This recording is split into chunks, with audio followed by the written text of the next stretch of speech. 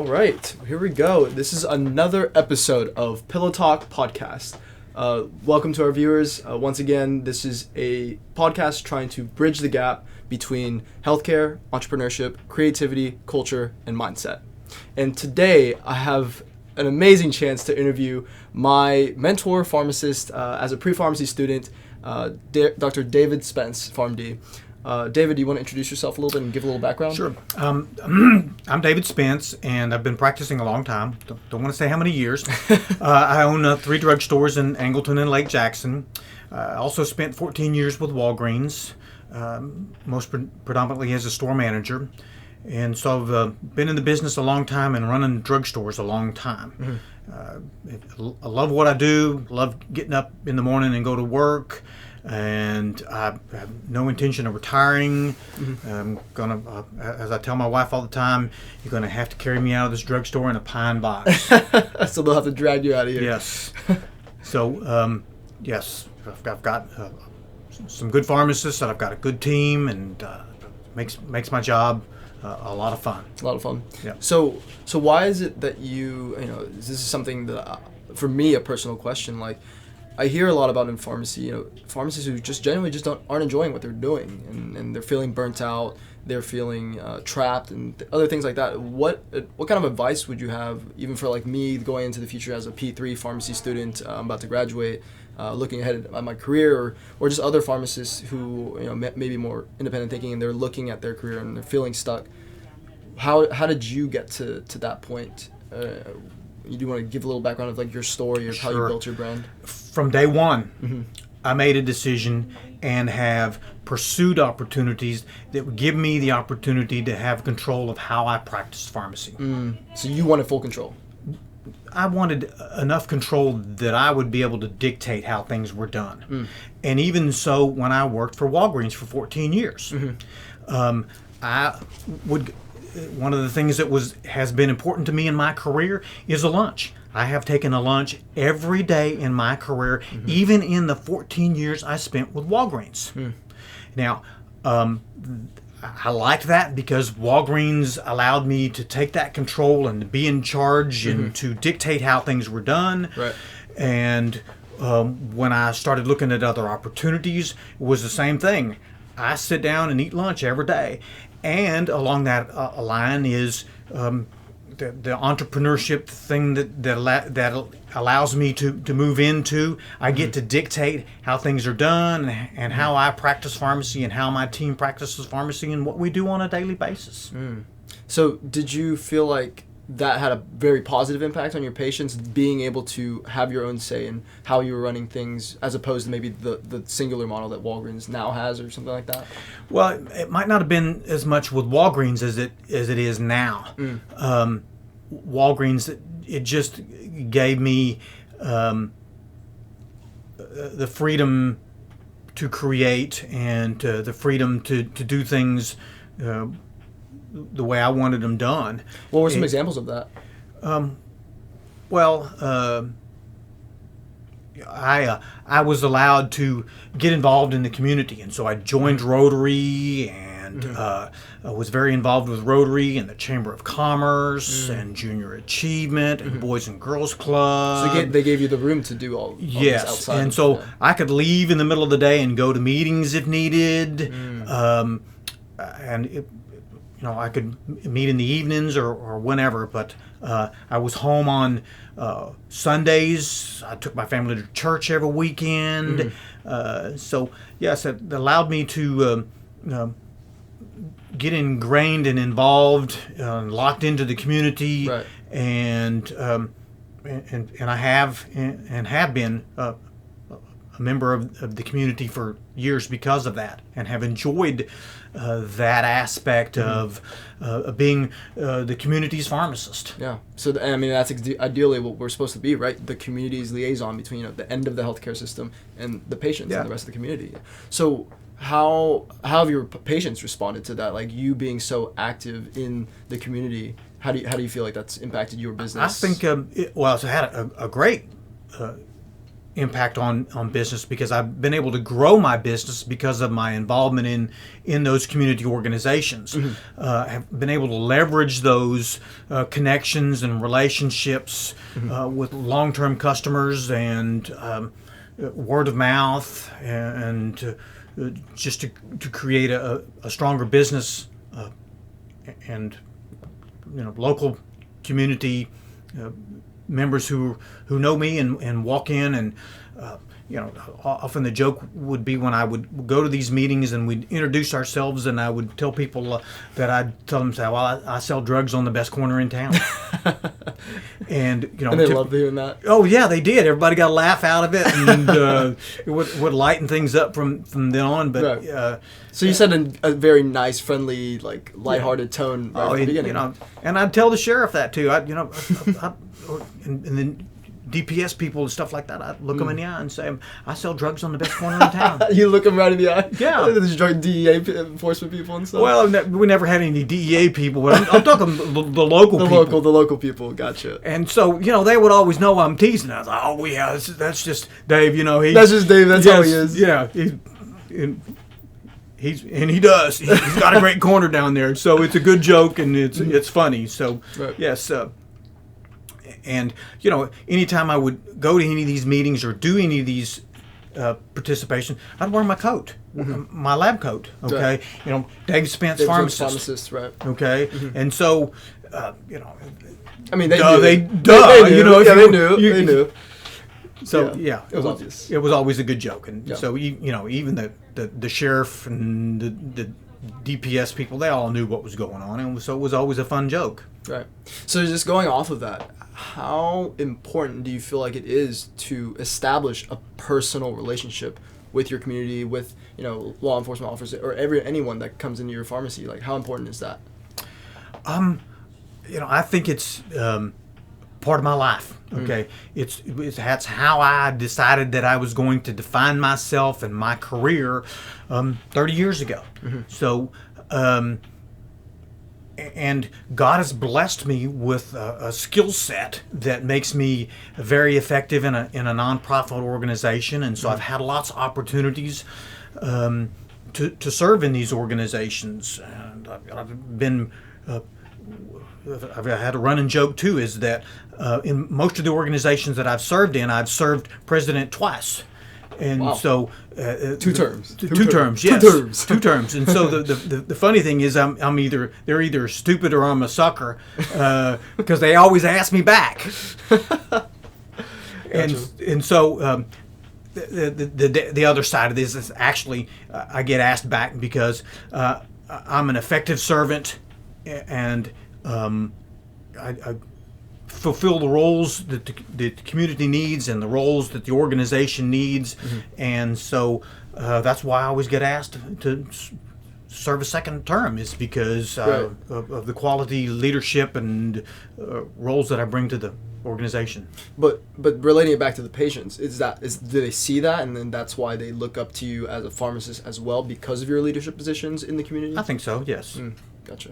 And then within the pharmacy, how crucial is it to develop that personal relationship? Because when I was working here as a pharmacy technician, right before pharmacy school, I was looking at your interactions, how you counseled patients, but not only that, like how well you did that, but also just asking them about their family, asking them about their friendships, or their sons, their daughters, their mothers, or their fathers. How important is that to independent pharmacists, or in general healthcare practitioners? I think that's. If you want to really practice at the top of the profession, that's how you're going to have to do it. If you're naive enough to believe that you can just walk in and put in your 40 hours and go home, then there are some jobs out there for you. But that's not how I was going to build my practice, and that's jobs, not how I was going to practice pharmacy. We have store meetings where we talk about how we're going to relate to these people. And to me, I talk to them all the time about love on these people, care about them. This is our community. These are the people that you go to church with, you see in the mall, and that's why I know about their mom and their dad and their brother and their sister, and I know what's going on in their life because I'm engaged and involved, and I know what's going on in my community. And that's why you have such a loyal following, Yep. following your pharmacies, because they know you and they know what kind of person you are as a pharmacist, right? Yeah, and my wife always harasses me. She says, "Man, you know everybody. She says, you can't go anywhere without you knowing somebody." And I said, "Well, it's duh. If I'm going to be the community's pharmacist, then I'm going to know somebody everywhere we go." Yeah. Well. So yes. Gotcha. So let's take a little rewind in time. So you graduated from UT College of Pharmacy. What year was that? 1985. 1985. Wow. And then I'm about to graduate in 2022. Yep. It's crazy. That much time has passed. So when you were in pharmacy school, what were some of the biggest lessons that you've learned, or what were your biggest worries, fears, anxieties, while you were going through pharmacy school? And obviously that was a different time, but like maybe what kind of lessons can maybe translate to today's group of student pharmacists? What kind of advice would you have for them for pharmacy school? Well, when I was in pharmacy school, I would be a first-generation pharmacist. Yep. So there was no family history. There was no real confidence in if I was going to be able to and how I was going to be able to succeed out there in pharmacy. So there was often an insecurity about how I was going to be able to do it. Yep.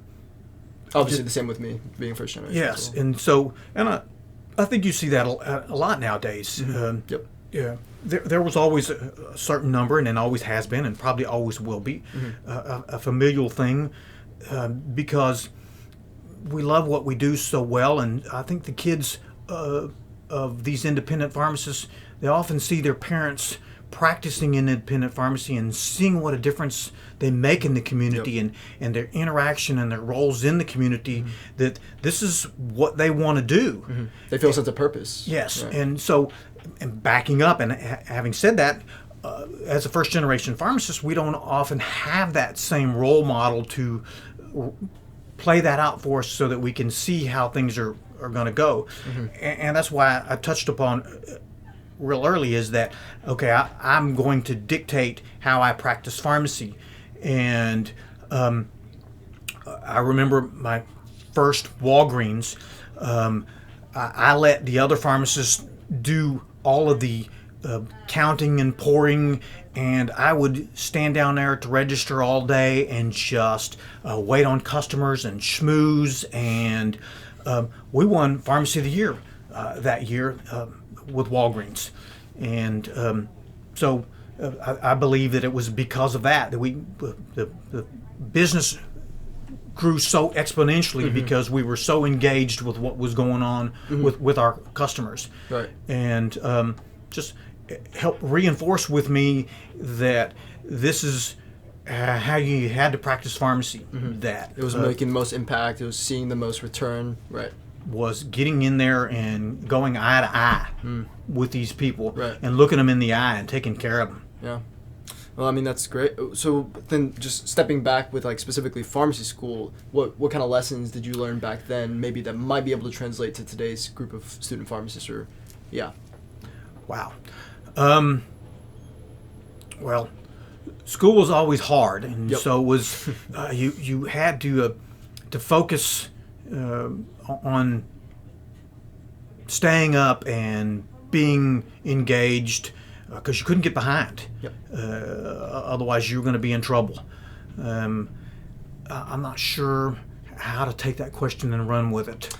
Maybe just looking forward into a 2021, 2022, 2030 job market. What lessons or what should they be doing in pharmacy school to prepare them for this kind of industry, or as a practicing pharmacist or a clinical pharmacist, industry pharmacist, or just a community independent pharmacist? Well, I think they should be engaged in school, okay, and organizations, because life is like school, okay. How's that? In that there's going to be organizations that you're going to be involved in, and things you're going to do, and things that are going to keep you well-rounded and healthy. Sane, okay? right. Right. in pharmacy school, there were always those who didn't get involved. All they did was study. All right. And when those people got out, okay, all they did was work. So they went to work for the big hospitals and the big chains so that they could just be another number. But you didn't want to be another number. And I don't think most people want to be another number. They want to be engaged and they want to be involved. They like having friends in pharmacy school. They like having friends out in the world. And that's how God made us. So we're creative and we're engaging. Social people. Social people, exactly. Social. Yeah. And so that is what the pandemic has shown us that we need and that we have to have. Absolutely. We didn't always appreciate the social aspect of life. And so the pandemic has shown us that, yes, that is very important in life, is that you have to have that social aspect. And I've always enjoyed the social aspect of being involved in Rotary and church and those kind of activities. Went to church when I was at UT, and you went to every football game as well, right? Yes, I did. Hook 'em. I like to tell a story that in my 5 years at UT that I went to every home game but one. And that was... Why did you miss that one? That was the Thanksgiving game, A&M game. My first year, my mother made me come home for Thanksgiving. So after that, it wasn't a problem because... you were like, my mother knew what priorities were then. Yeah. But yes. But so you liked that social aspect. You were very involved with UT, the College of Pharmacy. And what organizations were you in? Was in Kappa Psi, which is not there anymore. But it's still around. Some of our viewers might know what it is if they're from other College of Pharmacies. Was in Pharmacy Council. Was in a college organization called Circle K, which was the Kiwanis, the Key Club, the College Key Club. Was an officer in that, So clearly very involved. Yeah, and and helped me cycle that into my professional career. And knew when I got out and after my first year of Walgreens, I said, okay. I looked around the community and said, okay, what is the most active, engaged service organization in this community, because that's the one I'm going to join. And I saw that it was the Rotary, and I saw the Rotary president picture in the paper, and I knew he was a customer of mine. So I cornered him at the store one day. Cornered him? Okay. Yes, and I said, I want to join Rotary. And have been in 31 years now. Right. No, that's amazing. Okay. Been president twice. So. And this is after you became an official independent pharmacist and already set up your store? No? This was when I was with Walgreens. Right, with Walgreens. Right. Okay. So, no, he come in Walgreens, and I said, okay, I know who that guy is. Right. Okay, and so I went up and said, hi, I'm introduced myself. I'm David Spence, and I know that the Rotary has the best service organization in this community, and I want to join. Gotcha.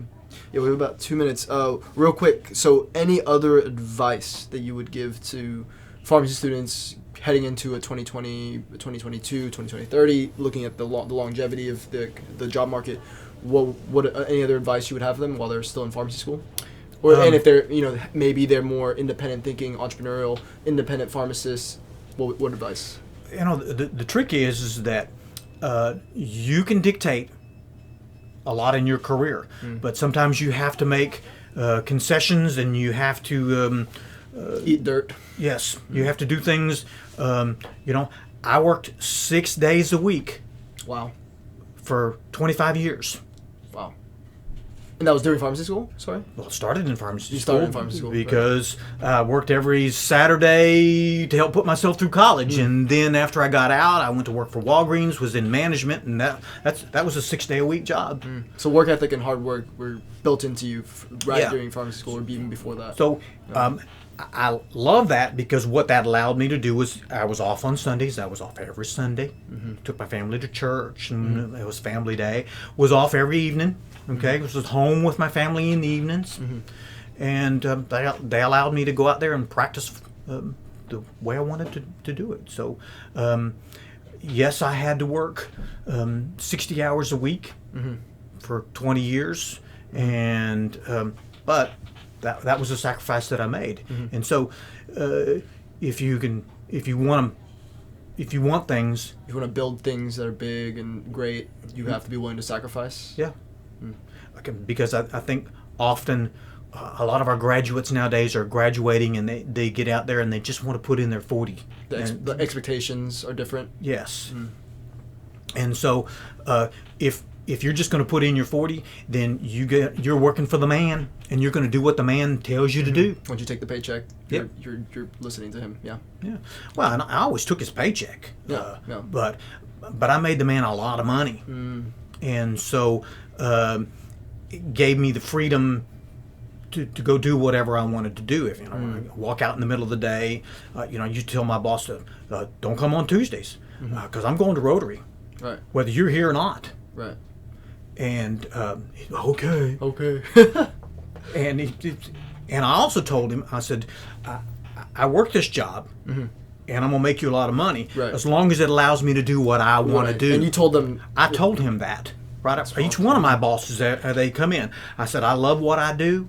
I'm really good at it. You know I'm good at it. I make this company a lot of money, but I only do it as long as it allows me to do what I want to do. Wow. So going off of this topic, for students who have more entrepreneurial tendencies, creative tendencies, while they're in school, they're feeling lost because there's not a lot of opportunities like that to branch outside. What advice would you have for them, or do you want to just talk about entrepreneurship in general and like how you've experienced it in pharmacy? Sure, I've had an opportunity for years to do entrepreneurship and have enjoyed it. It wasn't really something on my radar in pharmacy school. I always knew that I was probably going to go to work for one of the chains when I graduated, and wasn't a thought process because didn't realize that opportunity might be out there as something we could pursue. Right. But once I started with this chain and went to work for them, they emphasized it very strongly. They would talk to us in our meetings about, being entrepreneurs, that we needed to run that drugstore like it was our own drugstore, like it was Dave's Pharmacy. Wow. And that we needed to engage and invest and be cognizant of the neighborhood. So if you had if you had a Hispanic neighborhood, then it needed to reflect that. If it was have more Spanish-speaking technicians and things like that. Yes, and we needed to make the language of the signs that way. Exactly. I worked in Houston at one time in a Jewish neighborhood. And it was really unique about the way that the store manager had really done a great job of catering to the neighborhood. Wow. And I really learned a lot from him about how to do that. And so he was one of my first mentors, because I would call him up often and talk to him about how do you reflect the neighborhood. And so how do you cater to their specific needs and wants? Yes. Right. And so the upper management of the chain for the longest time would emphasize to us that this is what we want you to do. We want you to reflect the neighborhood. We don't want you to be like every other one of the stores. We want you to be unique to your neighborhood, and cater to the people in your neighborhood. The problem became that because I was with this chain for a long period of time. And what chain was that? It was Walgreens. Really? Yes. Walgreens got to be so big that the pendulum swung back. They wanted all their stores to be cookie cutters, and they wanted them all to be the same. And they started preaching this, and so my eyes started opening, and my eyes started realizing, okay, this is not necessarily the direction I want to go. This is, you guys have done a great job of training me and teaching me, so this is the way I want to practice now. And so if you're not going to let me do this, I'm going to go find another opportunity. Right. So I went out and looked at some other things and found a drugstore that was for sale. Wow. And locally, and so I was able to live locally and continue doing what I'd been doing, and bought this independent drugstore. And as I walked in, started thinking the same thing and started recognizing, okay, how can I cater to my neighborhood, and how can I be an entrepreneur and be cutting edge and do new things, be innovative. So one of the first things I did years ago was I was the first immunizing pharmacist in this county. How long ago was that? I don't know, 15, 20 years ago. 20 years ago? I don't even know anymore. It's been so long. But you were the first. I was the first, and so at that point in time, the way the chains were doing it was they'd have nurses come in one day a year, and that would be the day that they would advertise it up, and people would come in and get their flu shots. Right.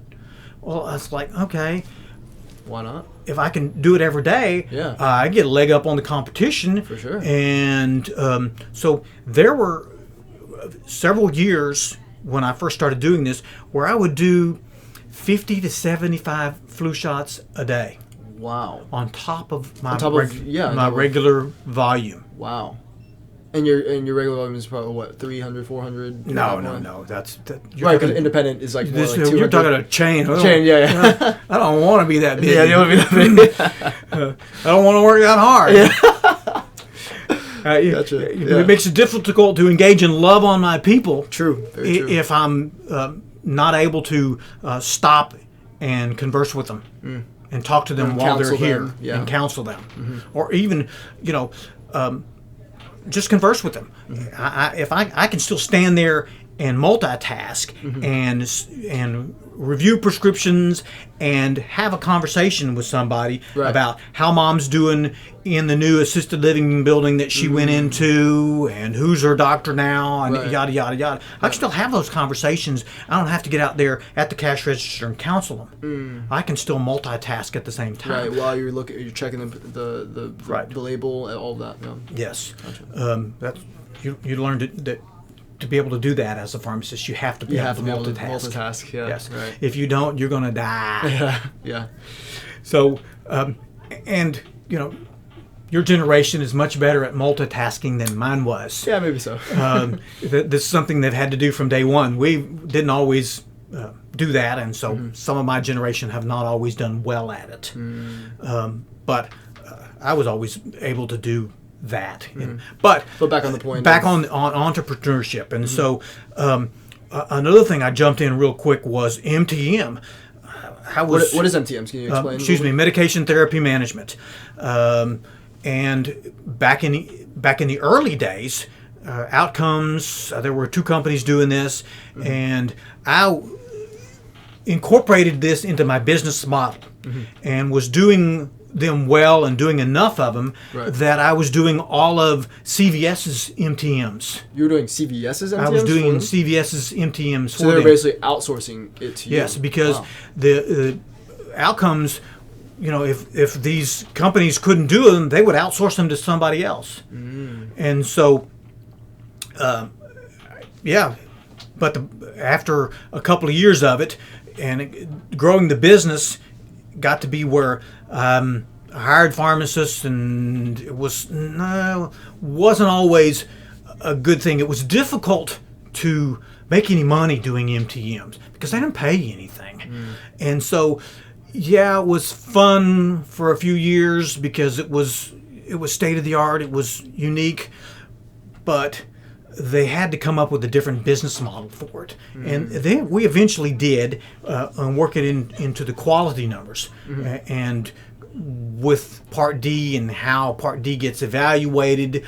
And so, but initially it didn't work because it was just all about time and money. Time and money, right. And so, but it allowed me to do other things. I got involved in doing long-term care. Long-term care. What is that? Can you want to explain that a little bit? Yeah, it's filling prescriptions for nursing homes and assisted livings. You can usually in some sort of special packaging and delivering it out. And there's a lot of things you can do in long-term care with consulting and going in the buildings and doing chart reviews and cart reviews. Wow, so a lot. Yeah, and so you can really, it's a unique way of practicing pharmacy. It's a lot of fun because you get to use like your clinical skills more. Yes, exactly. And it's not that we don't use clinical skills course, in retails. It's just a different type of clinical skill using. Right. Because so expanding your skill set. Yeah, even in retail, we're looking at clinically, we're doing and looking at this, and I do this on a daily basis now. So people come in and it's like, okay, I'm only practicing for a couple hours here.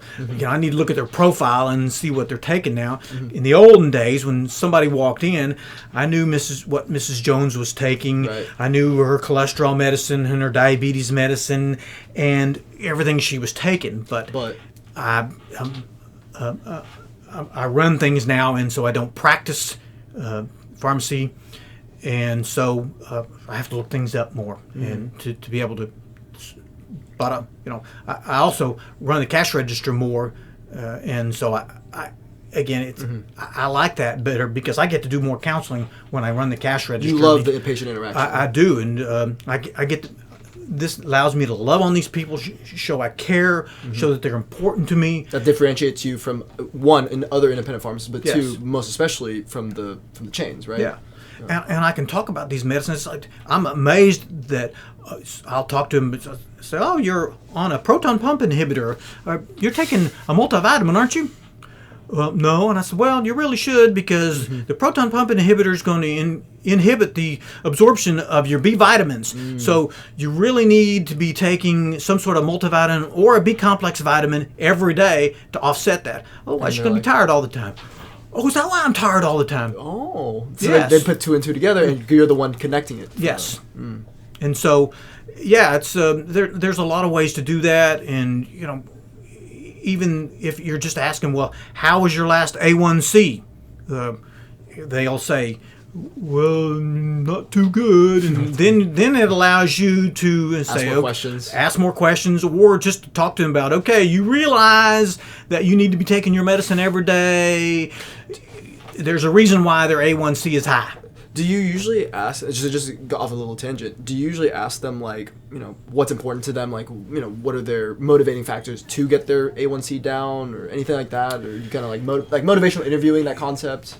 I've tried to learn from motivational, but I haven't been able to incorporate that as well. So you're mostly just kind of saying you should be doing this, right? Well, I don't necessarily should be. It's the questions that you ask. You ask open-ended questions to get them to see that their behavior is the reason that they're feeling a certain way. That their A1C is high, okay? And to define why their A1C is high. And get them to define it for you so that they, if you can get them to define it for you, then often they can take ownership of it. But if it's just an excuse, then they're not taking ownership. And so there are different ways to approach it. And there are different ways to be successful at it. The open-ended questions and getting them to see things and understand things is really the way I've always done it. I believe that's basically the core almost like the core principle of motivational interviewing. Asking very open-ended questions, asking them to ask themselves, like, oh, this is why I'm behaving the way I am. But good little tidbit for all the pharmacy students and or medical professionals and or medical students out there. But it works. It works. It definitely works.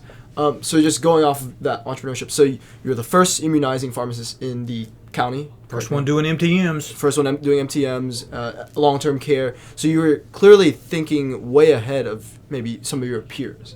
But you were also in these leadership positions through Rotary Club, through, you said TPA, which is Texas Pharmacy Association.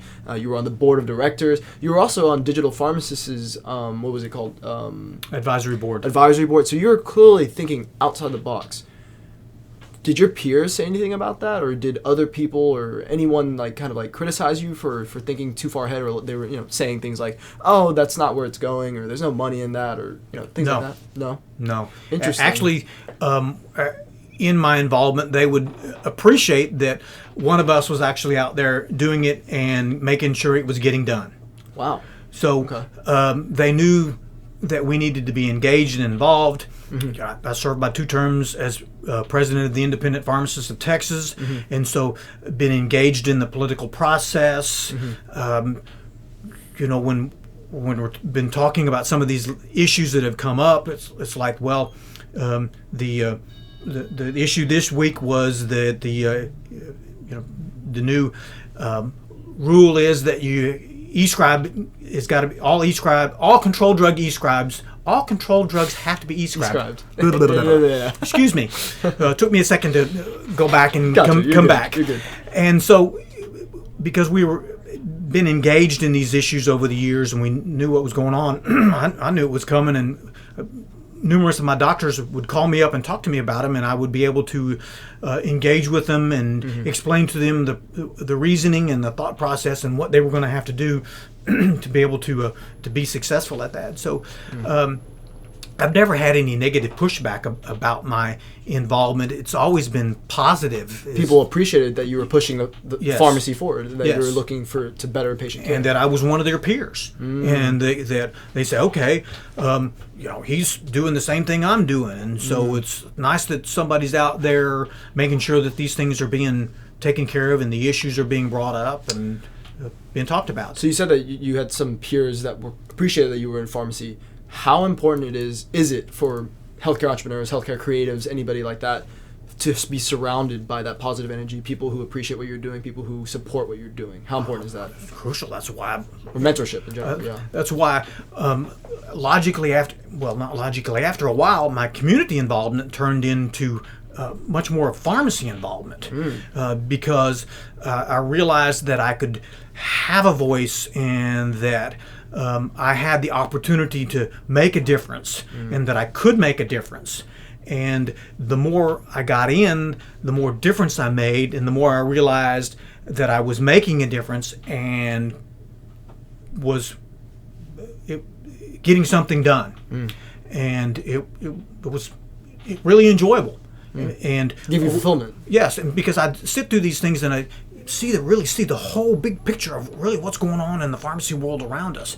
And 99% of the pharmacy doesn't understand this big picture of what's around us and what's going on and what factors in into some of the decision-making processes, and why this Supreme Court case with Rutledge was so important to what we're doing, getting back on track. Right. And so,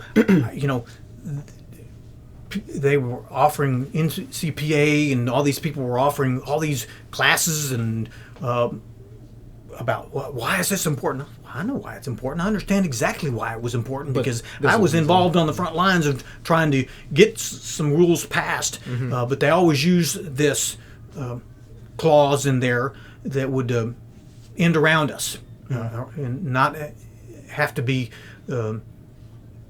state the word I'm looking for,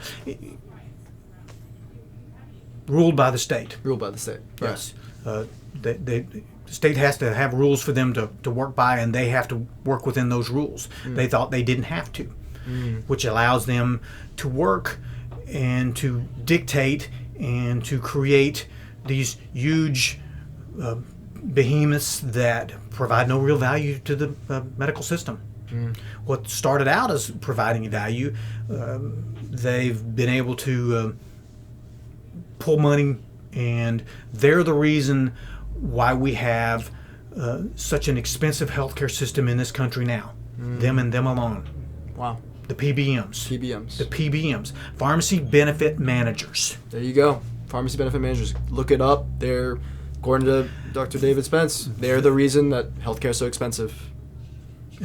And that is my experience with all my with TPA and Independent Pharmacists of Texas, and I was on Cardinal's advisory board for about 8 years, and so would see a lot of these national issues because I would go to Cardinal's advisory board and hear what is all Cardinal Health, the largest? Cardinal Health, there's one of the big three wholesalers in the drug industry. So they provide the drugs that all the medical facilities, yes, independent that everybody pharmacies. uses. So typically, if you work for somebody that's dispensing medicines, whether it be a hospital, then you're being provided by one of these three guys. And you worked on their advisory board, and so you kind of saw what their thought process was, how that you were needed, and the trends in pharmacy and healthcare in general. Yeah, Gotcha. we worked on Cardinal had a new subsidiary, telemedicine and telepharmacy. Excuse me, not telemedicine. And so they came to Texas, and because I sat on the TPA board of directors and independent pharmacist board of directors, was privy to all the negotiations about how. Where this was going to work in Texas and why we didn't want it in Houston or Dallas, but it would be wonderful for West Texas, and some of the medically underserved areas. That's how it was passed, is as a medically underserved area. And that's always, I think that's always where it starts. It always starts with a very critically needed population, and then it expands from there, right? Yes. Okay. So yeah, that's amazing. Thanks for giving us that background info, and especially more insight into PBMs. So as we're getting to more of the closing, a couple more questions. But I think the first one, or the next to last one that I wanted to ask was, what advice? I would say, where do you see the future of pharmacy going forward with entrepreneurship, innovation? Because you're very forward thinking, right? Where are some areas that pharmacy can get into? There was talk, a few years ago about mail order was going to eliminate retail. Well, mail order didn't eliminate retail. There was a misnomer for years that mail order saved money. Okay, and if you throw something out there long enough, it becomes an urban myth. Okay, and this got to be an urban myth that everybody said, well, it saves money. Well, so they started doing studies on it, and every study that came out showed that mail order didn't save money. But the urban myth was already out there. Yep. So people were already talking, perpetuating it. So reality is that how do you fight an urban myth? You can't. You can't. Nope. People talk. It had become part of the marketplace. Well, I think over the last few years, people have come to the realization, and even the chains are, that it's better to do 90-day supplies in retail than it is to do mail order. But it was all about money then. Yeah. Because they were focusing on the end profit, right? the mail order guys could make up their own NDCs and make up their own AWPs, and so they could make as much money as they wanted to make. If they wanted to make $20 off this, they just changed the AWP, and their reimbursement to their mail order, they'd increase the reimbursement. Well, that doesn't seem. And that's how they continue to do it to this day. Well, that doesn't seem right. That isn't right. Okay. Self-dealing. So we'd like to see the mail orders stop self-dealing. Stop self-dealing. Okay. Yeah. Okay. Anyway, talking about that. So future of pharmacy, right? Future of pharmacy. Now they're talking about, Amazon and PillPack and all this stuff. Google and Apple, Google and the big tech companies, right? So what do you think about that? I think there's always going to be a place for them. Okay. I'm not scared of them. Right. I'm not worried of them. Why are you not scared? Well, people ask me for years, well, how do you compete with Walgreens? I said, well, I don't compete with Walgreens. Excuse me, I kick their ass. You kick their butt, right? I do. Yeah, right. Yeah. They can't compete with me. Right. And so, same thing. These guys are not going to compete with me because I'm going to kick their ass.